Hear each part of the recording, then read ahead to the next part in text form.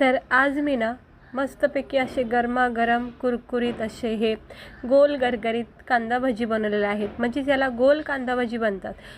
जिकडे बघा हॉटेलमध्ये किंवा एस टी स्टँडवर आपल्याला बघा नेहमी वडापाव वगैरे खायला भेटतो बघा, तिथेच हे गोल कांदा भजी नेहमी बघायला भेटतात. आपण आवडीने खातो सुद्धा. तर तेच भजी ना आज आपण घरी बनवणार आहेत. खूप कमी वेळामध्ये खूप कमी साहित्यामध्ये असे बघा एकदम हॉटेलसारखे वाटतात करे. ह्याला ना गोल कांदा भजी बोलतात. म्हणजे कांदा भजीचे प्रकार असे बरेच आहेत. जसे खेकडा कांदा भजी बनते बघा, तो एक वेगळा असतो आणि हे असे एक पद्धत असते बनवायची. ह्याला गोल कांदा भजी बोलतात. तर आज ना मी तुम्हाला ही मस्तपैकी गोल कांदा भजीची रेसिपी दाखवली आहे. खूप छान लागतात, मस्त वाटतो. तुम्ही पाहू शकता. घरच्या घरी तुम्ही भरपूर क्वांटिटीमध्ये बनवू शकता. काही बाहेर जाऊन असं बाहेर गाडीवर वगैरे खायची इच्छा झाली तर तुम्ही घरी असं बनवू शकता. हे बघा मस्त झाले, एकदम टेस्टी चवदार असे हे कांदा भजी बनवायची. तर इथे ना एक मोठी वाटी मी बेसन पीठ टाकून ठेवलं होतं. म्हणजे कॅमेरा थांबला होता, पण तुम्हाला पुन्हा एकदा सांगते. एक मोठी वाटी बेसन पीठ इथं मी घेतलेत. थोडेसे जिरे टाकलेत मी याच्यामध्ये. काय होतं, ज्यावेळेस मी बेसन पीठ टाकत होते त्यावेळेस नेमका कॅमेरा थांबला होता. आता याच्यामध्ये काय केलं, मी चवीनुसार मीठ टाकलेत, थोडे जिरे टाकलेत आणि एक मोठी वाटी बेसन पीठ घेतलेलं आहे. हे साहित्य सुरुवातीला मी घेतले. थोडीशी अगदी थोडीशी कोथिंबीर टाकायची, जास्त टाकायची नाही, अगदी थोडी कोथिंबीर टाकायची. त्यानंतर ना इकडे मस्तपैकी एक थोडासा गरम मसाला, थोडासा धना पावडर आणि थोडासा आपला लाल तिखट टाकायचं. म्हणजे कसं भजे थोडेसे तिखट पण वाटले पाहिजेत. तर गरम मसाला, धना पावडर अगदी चिमटीमध्ये किंवा थोडा अर्धा चमचा टाकायचं. आणि हे 1-1.5 चमचे ना तांदळाचं पीठ टाका. कोणतेही भजी असो, मग कांदा भजी असो, पालक भजी असो, ह्याच्यामध्ये 2 तांदळाचं चमच्याचं पीठ टाकायचं. त्याने काय होतं, भजी खूप छान क्रिस्पी होतात, कुरकुरीत राहतात. आणि त्यानंतर मी इकडे थोडासा इनो पावडर टाकला आहे. इनो पावडरने छान फ्लफी होतात, असे फुलले जातात. हे सगळं साहित्य टाकायचं, मिक्स करून घ्यायचं. इनो नसेल तर तुम्ही बेकिंग आपलं पावडर असतं बघा, ते सुद्धा टाकू शकता थोडंसं. आता आपल्याला हा घोळ बनवायचा. तर आपल्याला गोल कांदा भजी बनवायची ना, त्याचा बॅटर जो बेसन पिठाचा असतो ना, तो अगदी घट्ट बनवायचा. अजिबात रन्नी बॅटर नको आहे आपल्याला, असं घट्ट पाहिजे. कारण काय होतं माहिती आहे, 1-2-3 मिनटातच हे बॅटर जे आहे ना ते सैल पडतं, म्हणजे पातळ व्हायला सुरुवात होते. त्यामुळं जास्त पाणी अजिबात टाकू नका, असं दाटसर बनवायचं. आणि त्यानंतर आपण शेवटला इकडे मी एक मोठा कांदा असा चिरून घेतलेला आहे, जाडसर चिरून घेतला आहे. हे कांदा भजी, गोल कांदा भजी अशी बनते.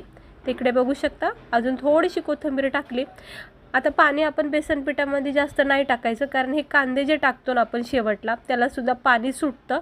त्यामुळं हा बॅटर ना अगदी रनी नको व्हायला, म्हणजे भजे त्याचे तयार झाले पाहिजेत. तेलामध्ये आपल्याला सोडता आलं पाहिजे हे बेसन पीठ, इतकं तरी थिकनेस हवा आहे. त्यामुळं सुरुवातीलाच बेसन पिठामध्ये ना पाणी थोडंच टाका, कारण कांद्याला पाणी सुटतं.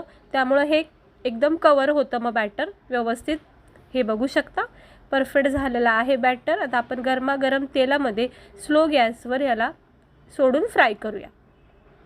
तर तुम्हाला जर हाताने जमत असेल पटापटा टाकायला तर तेही सुद्धा करू शकता, किंवा असा हात खराब होऊ नये म्हणून तुम्ही हे चमच्याच्या साहित्याने सुद्धा छोटे लहान मोठे आवडीनुसार करू शकता. इकडे मी इनो पावडर टाकलेला आहे. इनो पावडरने ना हे जे भजेत ना आपले खूप छान फुलले जातात, फ्लफी होतात आणि मस्त वाटतात. आणि तांदळाचं पीठ टाकले त्यामुळं काय होतं, क्रिस्पीपणा राहतो भरपूर वेळा. पण म्हणजे अशी पिचपिच नाही होत, भजे छान असे कडकच राहतात. आणि तांदळाचं पीठ वड्या असो भज्या असो खूप गरजेचं आहे, म्हणून 2 चमचे किंवा कमीत कमी 1-1.5 चमचा तरी नक्की टाका.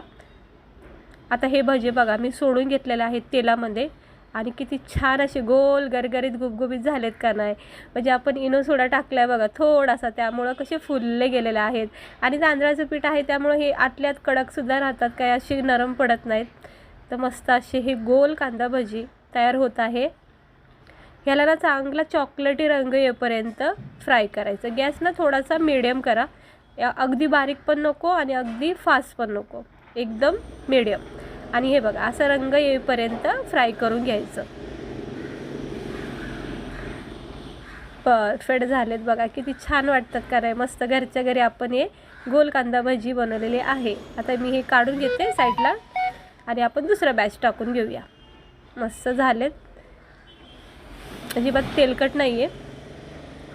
आता दुसरा बॅचसुद्धा असाच टाकायचा. पुन्हा एकदा सांगते, जर हाताने जमत असेल तर तुम्ही हाताने सुद्धा पटापटा सोडू शकतात किंवा मग असं चमच्याने सोडू शकता. बस आता ह्याला सुद्धा सेम प्रोसेसने फ्राय करून घेते. हे बघा, कधीही तुम्हाला अशी भजी वगैरे खायची इच्छा झाली ना, कांदा भजी वगैरे, तर तुम्ही अशा पद्धतीने अगदी झटकीपट होणारी भजी करू शकता. सणासुदीला आपण पुरी भाजी वगैरे करतो, तर आपल्याला भजी खायची सुद्धा इच्छा असते, त्यावेळेस ना तुम्हाला एक खूप सोपे जातील भजी. नक्की करा. आता पाडवा वगैरे आलेला आहे, त्यावेळेस सुद्धा तुम्ही पुरी भाजीसोबत भजी वगैरे करा अशा. बस आता ह्याला सुद्धा छान कलर आलाय. मी हे काढून घेते. मस्त तयार झालेत बघा आपले हे गोल गरगरीत असे हे कांदा भजी, मस्तपैकी खमंग टेस्टी. आता आपण हे जरा काढून घेऊया आणि 2-4 मिरच्या ना तळून घ्यायच्या. जसं आपण नेहमी बघा वडापाववाल्याकडे असतात मिरच्या, त्या मिरच्या नसेल तर मग काय मजाच नाही. तर मी 2-4 मिरच्या टाकते, कारण मला तिखट काही जास्त एवढं आवडत नाही, मिरची स्पेशली अशी कच्ची खायला, त्यामुळे मी 2-4 टाकल्यात.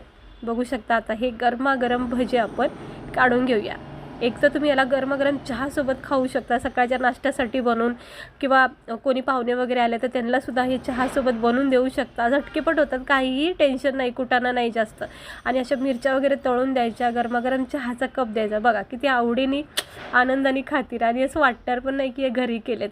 इतके भारी होतात, एकदम फ्लफी झालेत बघा, फुलले गेलेले आहेत इनो टाकल्यामुळं, आणि जे तांदळाचं पीठ टाकलं त्यामुळे ना आतून एकदम कडक राहतात आणि मस्त झालेत बघा. हे कांदा भजी नक्की करून बघा. तुम्हाला जर खरंच आवडत असतील, बाहेरून ते गाडीवरची कांदा भजी खायला जर आवडतात, तर तेच भजी तुम्ही असे घरीसुद्धा बनवू शकता. तर कशी वाटली रेसिपी?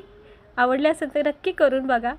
आणि असेच व्हिडिओ बघण्यासाठी चॅनलला सबस्क्राईबर करा, व्हिडिओला लाईक करा आणि बेल आयकन प्रेस करा, जेणेकरून मस्त अशी रेसिपी तुम्हाला बघायला भेटतील.